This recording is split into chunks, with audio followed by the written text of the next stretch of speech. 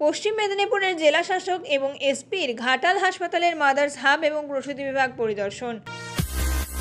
নমস্কার, আপনারা দেখছেন ঘাটাল নিউজ। আমি আপনাদের সঙ্গে কুসুমিতা রায়। পশ্চিম মেদিনীপুরের জেলাশাসক খুরশিদ আলী কাদেরী এবং এসপি ধৃতিমান সরকার ঘাটাল হাসপাতালের মাদার্স হাব এবং প্রসূতি বিভাগ পরিদর্শন করলেন। ছিলেন ঘাটালের মহকুমা শাসক সুমন বিশ্বাস, সিএমওএইচ ডক্টর সৌম্যশঙ্কর সারেঙ্গি, হাসপাতাল সুপার ডক্টর মহেশ্বর মান্ডি, স্বাস্থ্য কর্মাধ্যক্ষ পঞ্চানন মণ্ডল। মাদার্স হাব এবং প্রসূতি বিভাগে ভর্তি মহিলাদের হাতে শাড়ি তুলে দেওয়া হয়।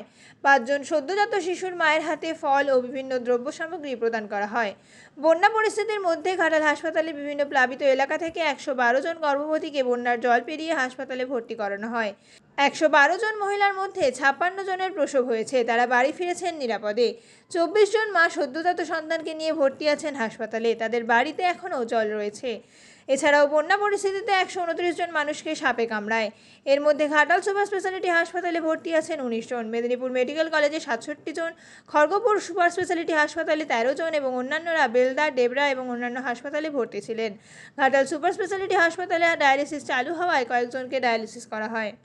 ঘাটাল মহকুমার আপডেট পেতে ঘাটাল নিউজ ইউটিউব চ্যানেলটি সাবস্ক্রাইব করুন এবং ঘাটাল নিউজ ফেসবুক পেজটি লাইক ও ফলো করুন।